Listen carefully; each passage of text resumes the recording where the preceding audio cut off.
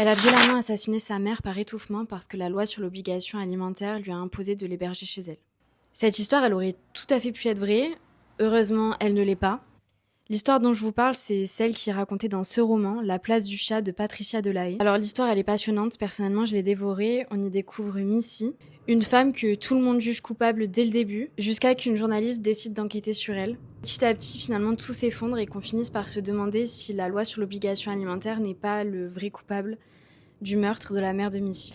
Alors dans ce livre, évidemment, on parle de parents défaillants, on parle de la loi sur l'obligation alimentaire. Ce livre, il permet vraiment de se mettre à la place des victimes ou de se reconnaître quand on en est soi-même une. Si je vous parle de ce livre, c'est parce qu'il porte les réalités qu'on essaie de porter avec le collectif Les Liens Ensemble. D'ailleurs, c'est pas un hasard si le collectif est cité dans la préface de ce dernier. Et si Patricia Delahaye, donc autrice du livre, s'est imprégnée de nos conversations WhatsApp depuis des mois. Elle est à l'intérieur et elle peut y lire le témoignage de plein de victimes. Donc voilà, ce livre, il est vraiment imprégné de notre combat aussi. Bref, oui, l'histoire de ce livre est une fiction, mais c'est avant tout une vraie question de société. Il est disponible partout. Je vous invite vraiment à le lire, puisque il servira énormément, je pense, la cause autour de l'obligation alimentaire. Donc merci Patricia pour ce magnifique ouvrage.